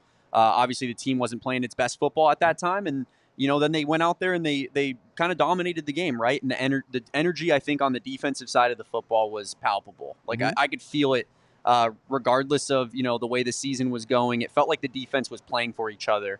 So how do you instill that? I mean, I know you were not the coordinator last year, but you were still on staff. And how do you keep that energy alive going into this next season? We live by, obviously our program is built around red line. Okay. It's effort, execution, accountability. Those are the things that drive this program. In our room, we have a mantra. It's know what to do and how to do it. You can't play if you don't know what to do. Okay. All 11 to the ball in a bad humor. You have to be violent. You have to be, he says all the same time, choose violence. Ill intent. That's the only way to play this game. You can play in there and you don't get in trouble. And then teach them how to be normal human beings out in the real world. Okay? If you're really special, if you can do that. And then the last piece is keep them out of the freaking end zone. Their deal is every time they put that thing down, put the B down, we're going to go score. There's no other negotiable. Put the ball down, points. And ours is keep them out of the freaking end zone. It's that simple. And so when you get them to start believing that, and all they know is when we take the field, we're getting the ball back so they can put that thing down and score. It's a mindset. And delivering that every single day and hearing the message, it's like raising your own kids every single day. Show me your friends, I'll show you your future. If they live what we are preaching, and then if they don't believe in it, then they need to leave. And I think we have a really strong culture going right now because of that mindset on both sides of the ball. That was special right there. I'm fired up. Coach Doege fired us up the first time we had him on the podcast. Now I think it's 1-1 now. If we're getting the competition going. Yeah, for sure. So, tie game. We'll see if anyone could get the W here. I say after that, you and I, Oklahoma Joe, right now. Let's do it. The lights are still out there. We do it in the movie. That's right. That's against NCAA rules, so we'll have to figure something else out. But we're not on the team. There you go. We don't play by the same rules. I love it. it. Yeah, it's okay. We can go out there and harm ourselves. But I wanted to ask kind of the both of you about you being someone who have gotten, a new job on this team, like a new role on this team, you being someone who has been brought in from the outside of this team. How has the energy been balanced? You talk about the locker room culture, the importance of that culture. How with so many new faces in the transfer portal era and the coaching movement, all of that, how do you balance keeping culture the way it is after a disappointing season like last year? Well, I think first it starts with Coach B. He allows us to coach. He allows us to be who we are. And his leadership sets the tone. His leadership is his vision of Redline is what everybody on our staff has to buy into or it doesn't work. And that's been the collective approach from all 10 of the full-time guys and then all the analysts and everybody below them. And when you allow those people, because Coach B is not a micromanager, which is the greatest thing in the world. It's either get your job done or I'll find somebody else to do it. And obviously he's made choices, which is really hard and difficult as a head coach, to build the vision that he wants. And so as assistant coaches, it's our job to see his mold and now let's go put it on steroids. And I think that's been something that has bled down to the kids and the culture of this program. Now, I think our assistant coaches do a fantastic job of spending time with these kids away from football. And he said it in there. We can't get them out of the building. I don't even know when these kids take classes because they're there all day long, which is what you want. Now we have like this 3.1 GPA, so they're obviously doing something right. I was going to say, throw the GPA in there. Yeah. But they're always around. Yeah. And so, it gives us a chance. Yeah, we're creating an experience of they're enjoying playing football.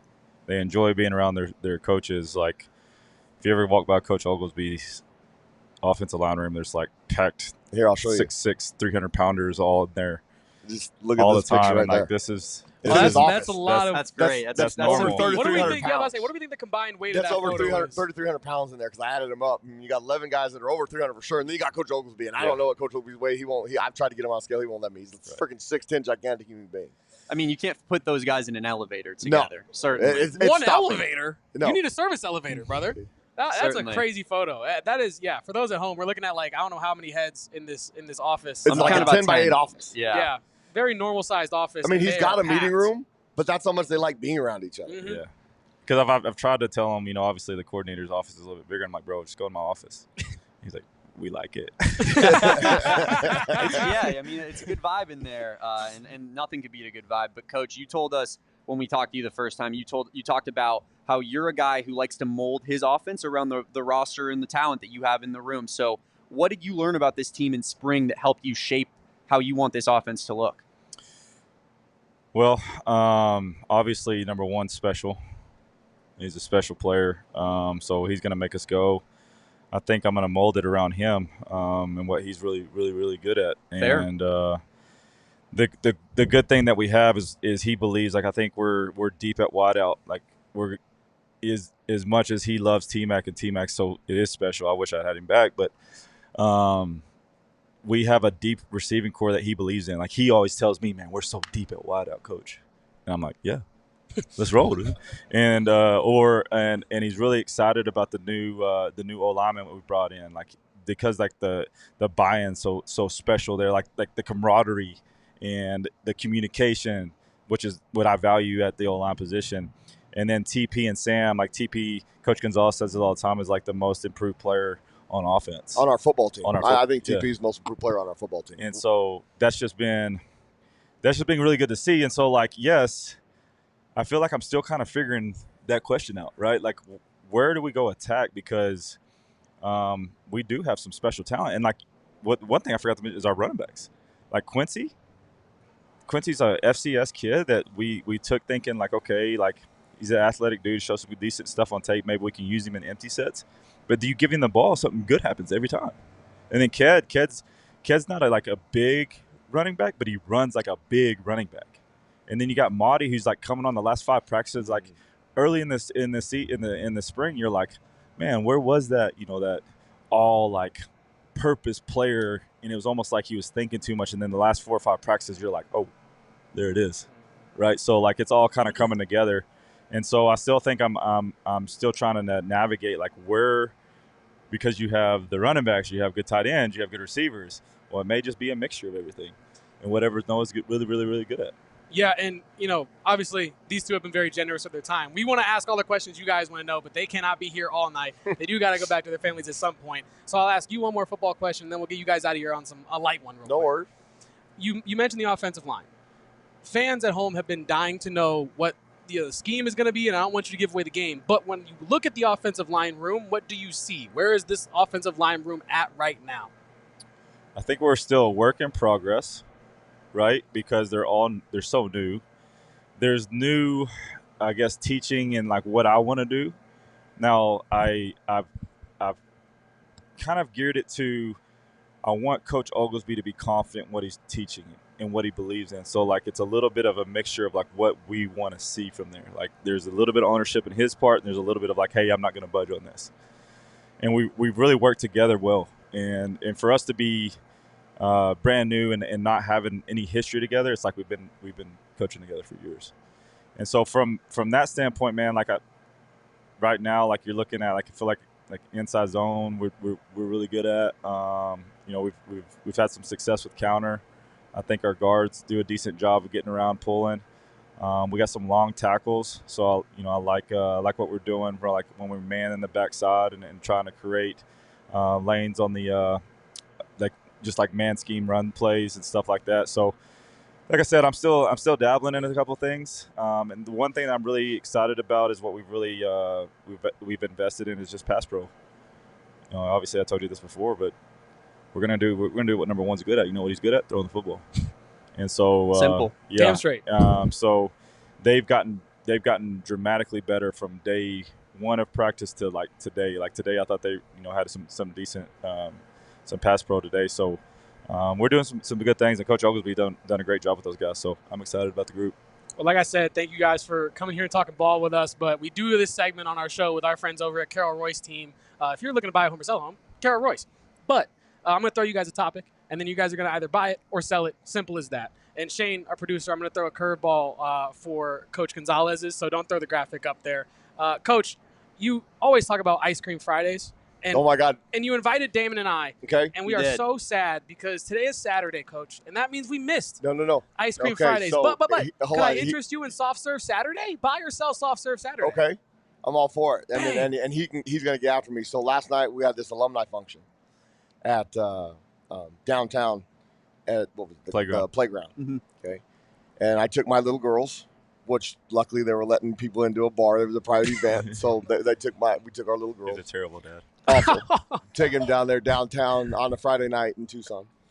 And we left early in the day. We had different things going on all day. We went down to the Gospel Rescue Mission, and our entire team served over a 5-hour period the Good Friday meal, which was awesome for both our kids and seeing those people with the autographs and all those things. Okay, so we go to pick up Abby from school. It's Ice Cream Friday, but Chloe's got D&D. We talked about it on Fridays. Indeed, got to. So we were going to go grab Chloe at 5:45, go by Frost, and then head to the event that started at 7. Okay. Itinerary is set. We go to Costco. That is always a mistake. Okay. So we go get groceries, and it does not work, the timing. Now we go pick up Chloe. We got to go home and get the groceries off.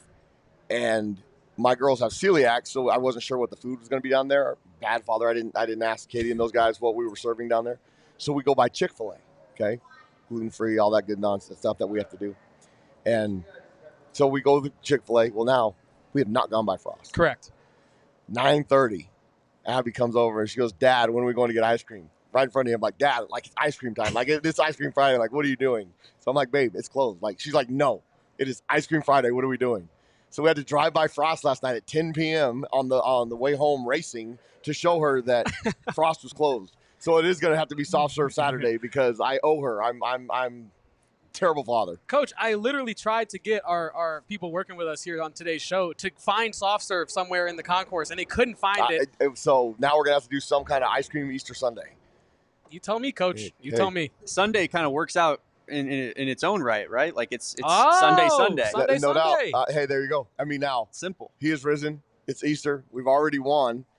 Is there going to be any place open tomorrow? So I might have to be building this stuff at home. I mean, I got to redeem myself because I don't know where Abby went. Oh, they're out there watching the Cars movie. But she'd be telling me right now, like, "No, you failed yesterday. You failed Friday." You can tell her that we were asking the important questions. No, I am. I'm at Ice Cream Friday. Dad failed this week. I mean, 0-1. It's a good thing that he believes in the red line because the last part of the red line is accountability. Own it, fix it. Exactly right. Bring it back to football. Yeah. Coach Right, Doege Coach. always thinking football. No but I'm doubt. going to make you think one more thing before you get out of here. Coach Doege, exotic pets, buy or sell? Are you in on exotic pets or not? Sell. Sell? No tigers for Coach Doege? I'm good on pets. Like, I'll tell you the story about the dog that we have. So we've had, like, my wife's, like, super into, like, animals. And so is my daughter now because they're, like, the same people. Awesome. And I just didn't grow up with animals. My dad was just not into it. And so I guess I'm my dad's son. So we get to Ole Miss. And, you know, at the time, like, we were in between. We didn't have a dog. We've always had an animal. We didn't have one now. And she's like, "Hey, what do you think about a dog?" And I was like, "Absolutely not. Like, we're not doing this again. I'm not doing the dog hotel. I want to go out of town when I want to go out of town. I'm not feeding it. Like, I'm done. I'm out." And, like, I come home like 12 hours later, we got a dog. And so my wife in, but Coach Doege is out. Well, here, Understood. I mean, The dog is Tucson. going to sell you. There's exotic animals in our pool in the backyard. That's unreal. Okay. 3 bobcats in Yeah. the pool. How about that? So hold on. This is We our got Bobcat neighborhood video live on the AZ Check Wildcats this Podcast. out. Check this ring camera out. Watch what's about to We go got through ring here. camera for Coach Gonzales. I'm going to narrate it. Is that I a think mountain lion? Yeah. 4 of them. We have 4 mountain lions walking across the ring camera Okay. right now. Well, it's up in the foothills now. Foothills. Now, hold on. This is the best one. Watch this. That's javelina. Yep. Bighorn sheep up there in the foothills. Wow. Okay. Now that's a fox. But watch this one.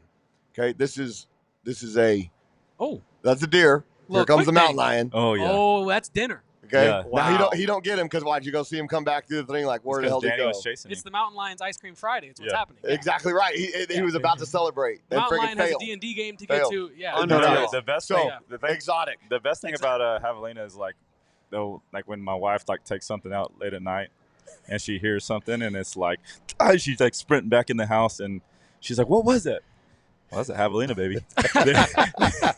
Got sharper teeth than yeah, you better get out of there. Indeed. Danny Gonzales is going to start a zoo. We I might think be able to. I think that's what's what going on up there in the foothills. we figured out here. You know, And then, of course, we got Seth Doege. I know that you said that the dog is you're out on it, but we all know that you're going to be the guy taking care of the dog. That's going to be your So dog. when the dog happened, there was like parameters set. I will not feed it. I will not take it out. and I will not put it back up. Well, guess what I got to do? Feed it, take it out, put it back up, man. 100%. That's how it always works, man. But we appreciate you guys. Thank you so much for being so generous with your time. Went over our time allotment, but it was Sorry, great. Jeff. Great speaking to both of you for the awesome. second time. Great meeting you both in person. And, we look forward to, having you guys both on again. Absolutely. Yeah. Appreciate you guys. Yeah, for sure. Coach, thank you, Coach. Always a pleasure. Bear man. down. Always. Thank you. Bear Bear down, down. Coach. Go Cats. Thank you, fellas. Woo. Well, that was awesome, Kevin. What a show, ladies and gentlemen. What a show, indeed. Talk to all the who's who of Arizona football. You name them. We had them on the pod today, ladies and gentlemen. It's always special to get over here. Get over here. Let's get the crew over here. Cohen, take that backpack off. Take Yeah. that credential What off are we as doing? well, brother. Pop a squat as we outro the you. show. Yes, Erica. We have the whole squad pulling up, but these two right here, you already know Erica Day, but this is Cohen Kinney, the person who refuses to put his @ in the chat at all times. Anytime we ask him to do that, it's the one thing we ask him to do. That's not true, but he does not do that. That's the only thing you don't do that we ask you to do. But yeah, shout out to everybody in this chat. Shout out to these two for putting boots on the ground today. Definitely. Doing some hard work. Hard work all throughout Yeah. the sports season. I know Erica is a little bit more, in her own world of her women's basketball beat, but Cohen has been holding down spring football almost by himself, single-handedly for our coverage throughout all the spring. And Cohen, thank you so much for everything that you did throughout spring, man. Of course, I appreciate you guys so much. Yeah, definitely. Cohen, is this your first podcast? It is, yeah. Yeah. Let's make sure it's not your last. Let's make sure that is the case. Well, it won't be, because we're actually going to, as I talked to him off air, we're going to have Cohen on. He's going to give us his takeaways from spring ball. We're going to bring him on Monday. We're looking forward to that. Erica, how was your thoughts about everything that went down today? I just want to say huge shout out to the athletic department. I've been yelling about it all day to anyone that would listen, but this has legitimately been the best fan experience. I've lived in Tucson 14 years. This has been the best fan experience I've ever experienced here at Arizona Stadium, McHale, anywhere in regards to Arizona athletics. This has been the real deal. Thank you to the athletic department. We've talked about community engagement all season since the beginning of football season. And the way that they've turned it around and really implemented themselves into the community after, a rough season it really means a lot, and it goes a long way with the fan base. So I'm really excited for this football season. I commented before I came on the show, those coordinators inject everything they were saying in that press conference. You guys haven't even heard the press conference, man. Haven't. Inject it into my veins. College football playoffs, here we come. I love it. I mean, those two guys do fire me up in particular. Yeah. Like both times that we talked to them. It was different tonight, though. It was like sometimes you see a motivational speech and you're like, yeah, let's go. And then other times you're like, okay. Like I need to change some things. I need to address what I do. Yeah. I need to think about how I think. Twinkle in your eye. Yeah. But honestly, watching Coach Gonzales get a little teary-eyed, listening to Doege talk about their relationship and the respect they have for each other. It sits here and you sit here and you think about it. And we've given you all a lot to think about on this podcast already for sure. We are how many hours into this? 30 hours into this. We've had everyone in Arizona football on the podcast today. One last shout out to everybody in the chat. Do we have any super chats, Shane, real quick to get to? We have one from your mom. We do have one from my mom. Thank you, Mother. She says she is feeling our energy, Damon. And now you can feel all four of our energies, which might be way too much energy. That Erica Day aura. I know. Hashtag blessed getting me on the show today. I'm so excited. I put my hair up because I thought I wasn't coming on the show, but here I am. Here you are. Here you are. Well, the hair's looking fire. Thanks. Yes. You guys too. Everyone texted me about how great you guys did on the interviews, just so you know. So, real deal here, Kevin and Damon. Appreciate it. We're still learning, growing, doing our best, but this was a huge step in the right direction. We loved being out here. Shout out the athletic department, the football program, as you said, Eric. Just allowing us to do this is so awesome. I don't know what other football program in Power 4 is doing something like this, and it was special to be a part of, and we're blessed, Kevin. You know what this feels like? This feels like at the end of an epic play, where the curtains close, Doege and Gonzales exit, and then we just all come out and hold hands and bow. And that is what we have done for you just now on the AZ Wildcats podcast. That is it. Become a diehard. Yes. What is happening behind Shane's bowing? He's You want me to actually stand up and bow? Are we doing it? Should we do it? Stand up, bow. All of us? Stand up, bow. Okay. Watch your headsets. Oh. Are we holding hands? Like real play? Like real... Hey! Okay. That's what we do. Back to our seats. Shout out to Shane. I don't feel bad for Shane having to fix the camera because that was his idea. But no. As you were saying. Yeah, as I was saying. Become a diehard. Become a diehard because we are going to only keep pushing more content to you guys just like this. Yep. Exclusive stuff you can't get anywhere else. We do our best to be as comprehensive as humanly possible, and that includes community, and becoming a diehard is a huge part of that. I referenced it earlier. Just a community of people, not even just in the Wildcats Discord, like in the D-backs Discord, in the hockey Discord that lost its team and still exists and talks about hockey. So become a diehard. The Mercury Discord. Yes, Merc Discord. WNBA Fantasy League, let's go! It is the greatest sports community in all of Arizona. There are people who have come in as strangers and left as best friends. So become a diehard. We are doing our best sale all year, just $36 for a full year of access. You get a free T-shirt. The T-shirt itself is $34. So really, it's just $2 for an entire year of access to all the exclusive content that we do over here at PHNX and on the AZ Wildcats podcast. You won't find a better deal. You won't find a better deal. You can get that loyalty T-shirt, that BTFD T-shirt, all of the above. Get that. Basically for the price of a diehard membership. Correct. Buy that membership, get your free T-shirt, get in the Discord, hang out with Erica, hang out with Cohen, hang out with me and Kevin. It is a great time. And as we said, we're going to be providing all sorts of exclusive content. AZ Catch G with a quintessential buzzer beater, $2. Great seeing you guys in Tucson. We appreciate you, brother. Hope to see you soon popping out to one of these events. But that's going to do it for us. That's going to wrap it here, indeed, live from Arizona Stadium in Tucson, Arizona. I am Damon Fairall, of course, Damon Dog on Twitter. He is Kevin Thomas. That is Kevo, post K-E-V-O-P-O-S-T-S. That's Cohen Kinney. It is exactly Cohen Kinney on his Twitter, and that is spelled CoeinKinney. And then you got Erica as well. Erica Lede, no H, as we've so often talked about Erica. No H. No H at all. Don't you dare put that H. But that's going to do it for us. Follow PHNX_Wildcats for that big account, and just shout out everybody who is a part of this. All Shane, Leah as well, all the behind the scenes people, all the support from our friends back home at PHNX Sports, showing the love. We appreciate you guys, and mostly shout out the fans here in this chat. Couldn't do it without you guys. Make sure you like this video, subscribe to the channel. We'll be back on a Monday edition of the AZ Wildcats podcast at 12 p.m. Be there, be square. But until then, peace out, bear down, and go Cats. We all silly like the mayor.